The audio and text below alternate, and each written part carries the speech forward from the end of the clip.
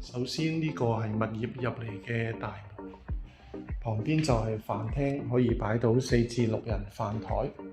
廚房嘅位置係梗廚，有雪櫃、爐頭、焗爐。飯廳嘅位置一邊放電視櫃，另一邊可以放梳化啦。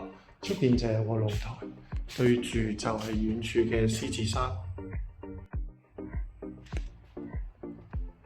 浴室係名廁，企缸設計，方便淋浴。第一個房間放完床之外，可以放個高身衣櫃，對住就係獅子山嘅景觀。第二個房間同第一個房間面積相若，對住亦係獅子山嘅景觀。主人房亦都係對住獅子山，非常開揚。